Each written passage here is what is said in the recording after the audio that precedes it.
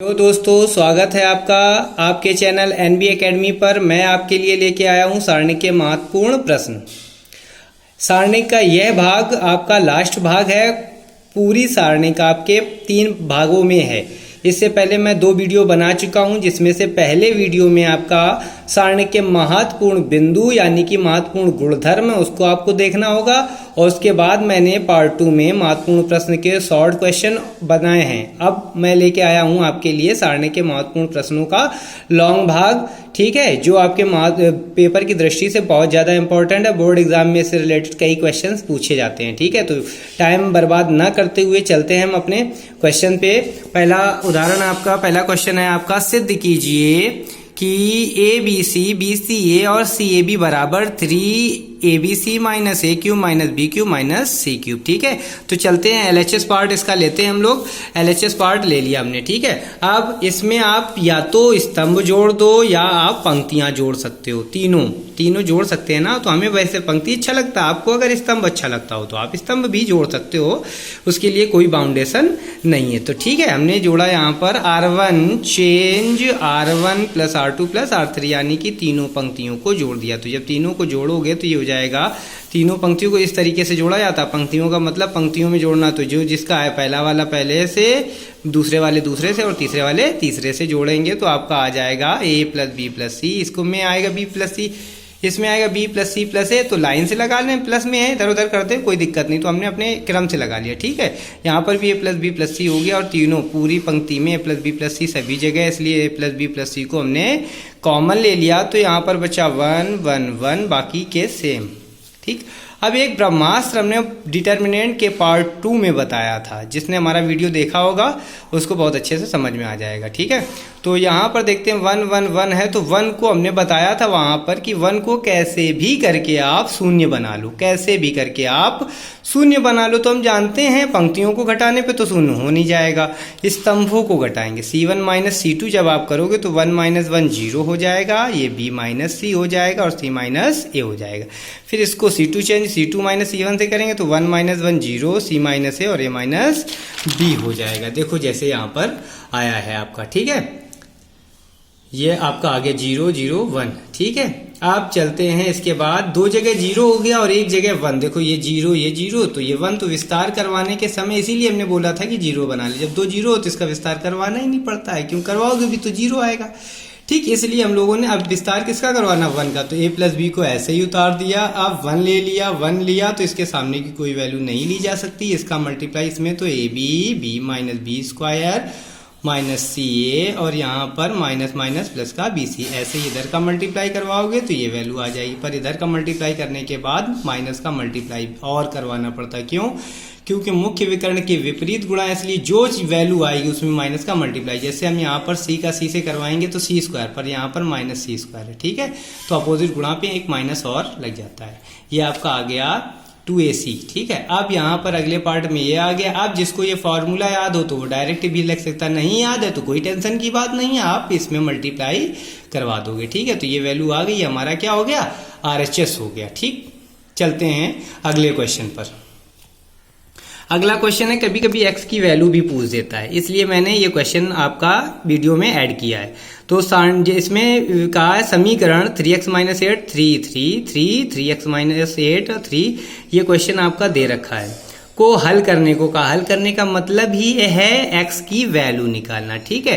तो हम लोग हल करते हैं, इसको देखते हैं। इसमें क्या करना है आपका, यहाँ पर आपकी वैल्यू है 3x माइनस 8 3, यहाँ पर ये बराबर 0 दे रखा। अब आप C1 करो या R1 करो, वो आपके ऊपर है, आपकी प्रैक्टिस डिपेंड करती है कि आपको प्रश्न कैसे करना। C1 से R1 से दोनों से हो जाता है, तो आपकी मर्जी किस हिसाब से आपको करना है, ठीक है। तो हमें जैसे अच्छा लगा R1 से, तो हमने इनको पंक्तियों को जोड़ दिया। जब जोड़ोगे तो 3x माइनस 8 प्लस 3 3 6, माइनस 8 में प्लस 6 घट गए तो कितना बचा, ये बचा -2। ऐसे ही इसमें भी जब आप जोड़ोगे, जैसे देख लो यहाँ पर, जैसे देख लो आप कैसे जोड़ोगे। यहाँ पर जब जोड़ोगे तो 3x - 8 + 3 + 3, तो ये कितना आ जाएगा 3x - 2। ठीक है ना, ये चीज आपकी आ जाएगी। तो वही चीज यहाँ पर 3x - 2 और दूसरे वाले में भी 3x - 2, बाकी दो पंक्तियों को हमने सेम उतार दिया। ठीक, अब कॉमन दिख रहा 3x - 2, सभी से 3x - 2 कॉमन ले लिया, 1 1 1 आ गया। अब हम जानते हैं कि 1 1 1 आएगा तो हमें क्या करना होगा, 1 1 1 आने पर हमें स्तंभों को घटाना पड़ता है, यानी कि C1 चेंज C1 - C2 और C2 चेंज C2 - C3, यानी कि इससे इसको घटाया 0, इससे इसको घटाया तो 3x + 11 और इससे इसको घटाया तो 0।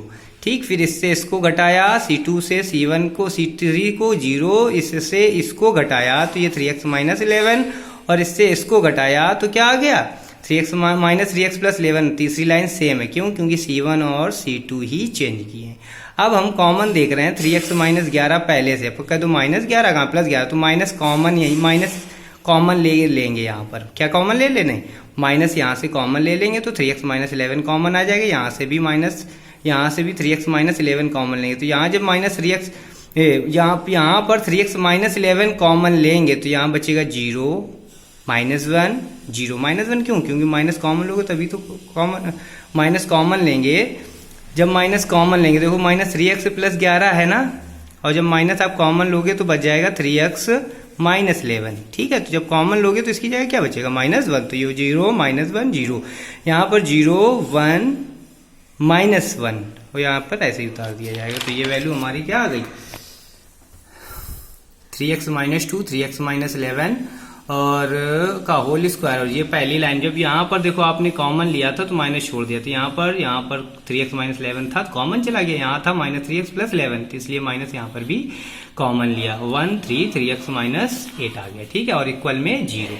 आप इसका विस्तार करवा देंगे, तो विस्तार करवाने पे जब आप 1 लोगे तो 1 के साथ इसका मल्टीप्लाई हो नहीं सकता, क्यों? क्योंकि 1 ले रहे तो 1 के सामने छोड़ना पड़ता है, -1 -1 +1 और अपोजिट गुणा 0, तो 1 लिखा, मल्टीप्लाई में 1 लिखा नहीं जाता, इक्वल 0 ही। अब यदि करके 3x - 2 = 0 और 3x - 11 का होल स्क्वायर = 0, यानी कि x = 2/3 और x = 11/3, ये 11/3 कितने बार आएगा, 2 बार। ठीक है, तो ये आपकी वैल्यू होगी, ये आपका आंसर हो गया। ठीक है, अब कभी कभी हमसे ये भी पूछ दिया जाता है कि सारणिक विधि से त्रिभुज का क्षेत्रफल निकालिए। ठीक है, ये अगला टॉपिक हमारा है और इस टॉपिक के बाद हमारा सारणिक चैप्टर खत्म हो जाएगा। फिर कल हम आपके लिए लेके आएंगे अगला चैप्टर इनवर्स फंक्शन। ठीक है, चलिए देखते हैं सारणिक विधि से त्रिभुज का क्षेत्रफल निकालना। तो इसके लिए फॉर्मूला आपका है त्रिभुज का क्षेत्रफल बराबर 1/2 x1/1 x2/2 x3/3, और ये लास्ट में तीसरे स्तंभ पर आपका 1 1 1 रहेगा, जहां x1/1 x2/2 और x3/3 क्या है, y3 क्या है, त्रिभुज के शीर्ष, क्या है, त्रिभुज के शीर्ष। ठीक है, यदि बिंदु संरेख हों, तब अगर बिंदु संरेख हैं तो ये इक्वल 0 हो जाता है। फॉर्मूला संरेख के लिए क्या है, फॉर्मूला संरेख के लिए ये। ठीक है, चलिए इसका भी एक उदाहरण देख लेते हैं। उदाहरण आपका है त्रिभुज का क्षेत्रफल बताइए यदि त्रिभुज के शीर्ष 2,7 1,1 और 10,8 हैं। तो मान लेते हैं, माना x1/1 बराबर आपका 2,7, x2/2 1 1 और x3/3 10,8। ठीक है, अब त्रिभुज का क्षेत्रफल का फॉर्मूला भी हमने क्या बताया था, त्रिभुज का क्षेत्रफल का फॉर्मूला ये था x1/1 यानी कि आपका है 2,7 1,1 10,8 1 1 1। इसके बाद हम लोगों ने इसका विस्तार करवा दिया, विस्तार करके जब कैलकुलेशन करवाएंगे तो इसका आंसर आएगा 23.5 वर्ग इकाई, ये आपका आंसर हो गया। इसी तरीके से आपका संरेख का भी पूछा जा सकता है। ठीक है ना, तो इसको बहुत ध्यान से करिएगा।